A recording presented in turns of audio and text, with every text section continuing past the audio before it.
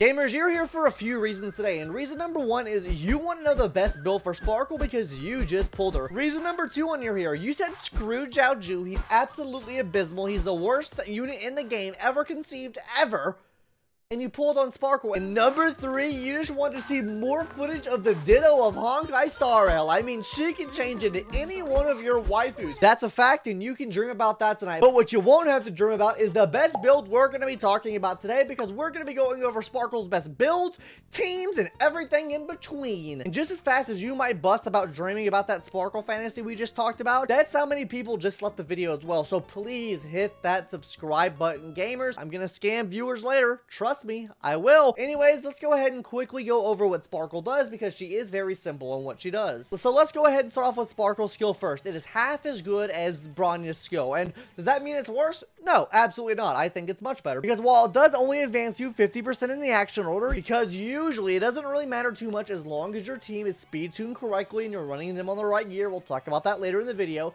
But not only that, instead of giving the damage bonus like Bronya gives, she gives you a crit rate bonus. 45% plus 24% of her own crit damage. So this kind of explains how you're going to be wanting to build into her. So this is going to be absolutely massive for all of your crit damage based units. But what gets really good here is her ultimate move, because this will be recovering 4 skill points for the whole team. Not only this guy's the talent's also increasing these skill points from 5 to 7. So you don't really have to worry about overcapping that much. So this means she is very viable on teams that use a lot of SP. So this will be giving you 4 extra skill points back. Not only this, guys, she gives all of your allies Cypher, which gives them a damage bonus just for existing on the field, which is kind of similar to how Bronya's skill works. So she's getting damage bonus and crit damage bonus. Crit damage bonus comes from Bronya's ultimate. And you might ask, how do you get these stacks from the ultimate? It's from the talent, guys. Whenever you use a skill point with a team, come on, you're using skill points regardless, you get a free stack every single time. This can stack up to 3 times, and this will be enhancing it by 10% from the ultimate move, which boosts you from an 18% damage multiplier for the whole team to a whopping 48% damage bonus for the whole team for 2 turns. And if you're playing her correctly and building her the way I have her built today, you'll have this up practically every 3 turns, which is absolutely Pog Champion. Yippee! But it doesn't stop there, guys, because her bonus abilities also make her that much better as well, because her first bonus ability will be giving your whole team an attack bonus. And not only this, for every quantum ally you have on the team, you're giving them an additional attack buff as well, scaling from an extra 5 to 15 to 30. So if you have 3 quantum allies on the field, you are getting a whopping 45% attack bonus for them. This does make her very good in mono quantum teams. Not to say that's the only team she can be ran on, but it does make her a lot more viable in those teams than her other teams. But I really don't think that's the most valuable bonus ability. I think it comes from the second bonus ability, which allows you to carry your crit rate buff to the next turn. The reason why this is good, Bronya, for example, right? Whenever you bring someone to the front,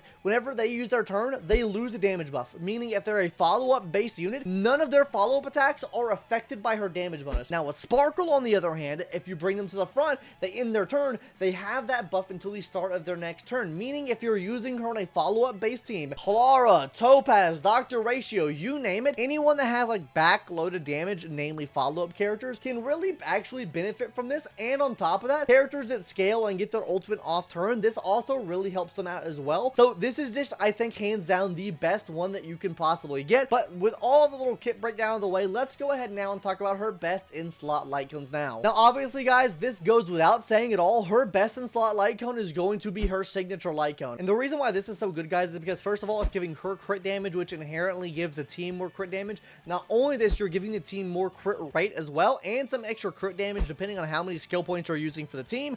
So this can be really beneficial and just absolutely maximizing the amount of crit damage you're giving to your allies. So if we're literally just taking this light cones effect right here and then half of her skill move, that's 73 free crit damage for the team. That's not even factoring in the other crit damage she's also giving to the team just from the scaling off of her own kit. So she's giving absolutely massive crit damage bonus to the team with this light cone. But that's not to say that's the only good light cone to use on her, but the battle isn't over. Bronya's signature light cone is also really good because it's giving energy regen to her, which means she recharges her ult faster. It'll be giving damage percent bonus to your ally that you use your skill on. And then finally, it'll generate an extra SP whenever she uses her ultimate. So she goes from 4 SP generated to 5 SP XP generated, which makes her even more skill point efficient. Now guys, there are a couple other options that I use. Personally, my favorite third best installed option is going to be Dance Dance Dance, just because she has a really consistent 3-turn ult.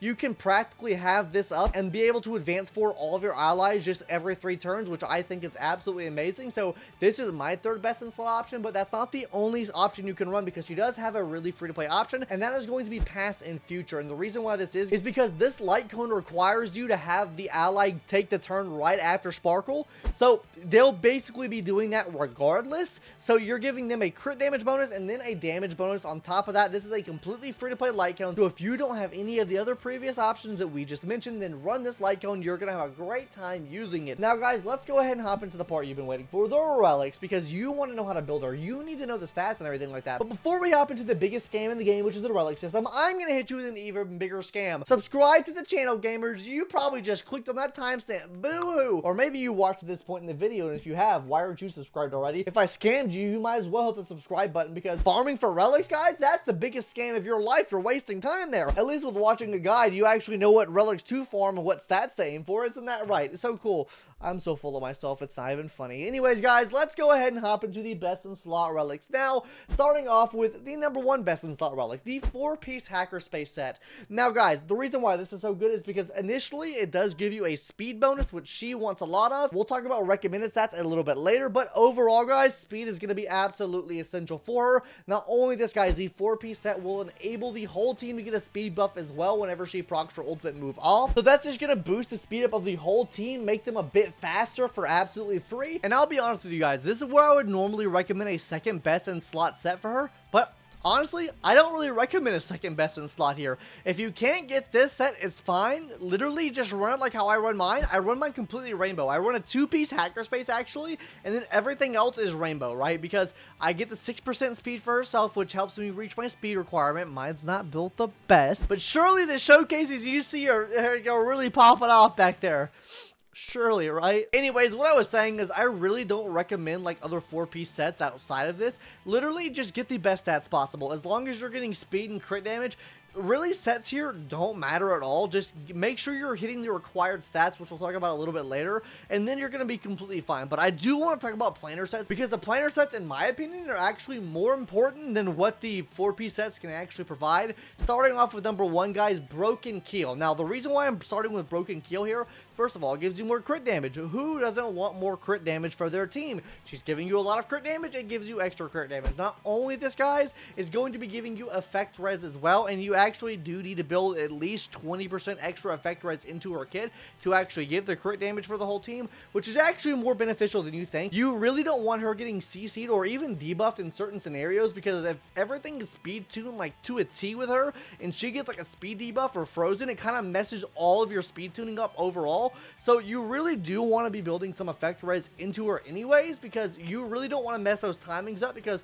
once they're messed up, boy, they're messed up. Outside of that, though, if you're running on a mono quantum team, you can actually opt into running Pinnacle here, so you're getting an extra quantum damage bonus for the whole team. Not only that, it'll also help her get her ultimate back faster as well, because it does give a 5% energy regen bonus to her. So you're getting your ultimate back faster, you're giving a damage bonus for the team. That's going to be amazing, as my boy Nick A30 would say. So starting off with main stats first, on the boots, guys, you're going to be wanting to get speed. On the body, you're going to be wanting to get crit damage. On the rope is going to be energy regen, and then on the sphere is going to be HP or defense. Now, guys, the reason why I'm recommending HP defense, obviously you want her to survive more. She really doesn't have much to do in terms of like her damage output. Obviously, you're running speed because you want her to be as fast as possible. Obviously, crit damage, so you get the extra crit damage scaling. She really only scales off of those two things there, so that's why you're using that there. HP defense makes her survive longer, and then finally energy regen allows her to get a juicy 3-turn ultimate move. But let's now go ahead and talk about these substats and recommended stats. And actually, her substats are not bad to get as well. Usually you can just kind of use like dumpstered pieces that you wouldn't normally use in her DPS characters on her, because her substats are going to be crit damage, speed, effect res, and HP percentage.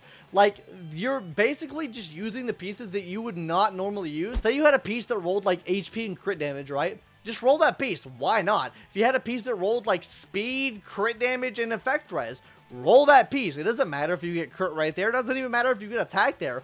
Literally, as long as you're focusing on getting crit damage and speed, you're going to be amazing. Because as far as the recommended stats go, which on screen now, I'm going to show you all these stats that I currently have on mine. That's like as low as I would go. My Sparkle's built like shit because I had never built Bronya before because I really don't like Bronya too much. I just kind of threw all the gear that I had on my Bronya on my Sparkle. So I'm running on mine like 180% crit damage. Effect res is going to be around 30%, and then speed is going to fluctuate depending on the team that you're using her on. Me personally, I use mine on 160 speed, but you can throw 134 speed on your Sparkle for a slower Sparkle. But it is really going to depend on what team you have, which is what we're going to talk about right now, because there are two different types of teams you can run with Sparkle, right? You can run a fast Sparkle or a slow Sparkle. So let me just give you a quick breakdown of how both teams work. If you're running a fast Sparkle, normally you're using your attacker on an attack boot, right? The DPS that you're using on that team is not taking use of any speed substat at all, and that's the reason why you're running a fast Sparkle, right? So think of units like Dragon Danny, Jingle Yu, Clara, QQ, right? Obviously, some of those units there are not as good as running with her as other units, but you get the point, right? They don't rely on speed on their kit necessarily,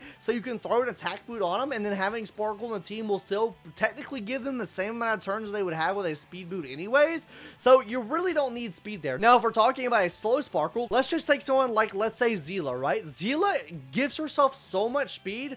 Generally, you just want Sparkle to be slower than her because you don't want the speed tuning to be all out of whack. It's honestly kind of hard regardless to speed tune with Zila on the team, but Zila's not the only circumstance here, right? Think of units that you have on your account that you might use something like Zila's light cone with, or a light cone that gives speed, or a future character that might scale off of speed, right? This is what you would be wanting to run a slow Sparkle for. But me personally, I don't use slow Sparkle. I use fast Sparkle because all the DPS that I run her with just run attack boot, and that's it, right? I don't use Zila on my account. Like, my Zila's in the dumpster, she's in the back. I think I threw her in the garbage faster than Woo Stand shit on ZZZ, okay? I stopped using her like within the first week of getting her, okay? But that's besides the point. Let's go ahead and talk about some teams that she can work well on or be viable with, right?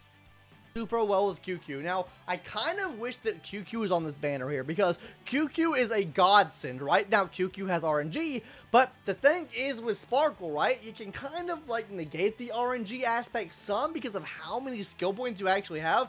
I absolutely adore using Sparkle and QQ on the same team. That is about the only time that I personally use my Sparkle, using her on a team with QQ. I just think it's a really good match made in heaven there. QQ, one of my favorite girls of the game. That's not the only option. You can use someone like Dragon Danny as well. Dragon Danny is also going to be a fairly decent option to use on the team here because you can run him slow on attack boot and then obviously take use of the massive amount of skill points he's using. You can also use her on a team with Argenti as well. Like, Argenti can take use of her crit damage bonus really nice. Really, any character in the game that is scaling off of crit rate, crit damage, and maybe needs to use more skill points than the average person, right? That is a team that she fits well into. Anyways, guys, that's gonna do it for today's video. Hopefully, I didn't cope you out too much with putting my brain power in there. Some people didn't like my big J takes, but anyways, that's just the fun of the game, I guess, right? Anyways, I'll catch you guys later in the next one. Subscribe if you haven't already, and I'll see you in the next one later. Bye-bye.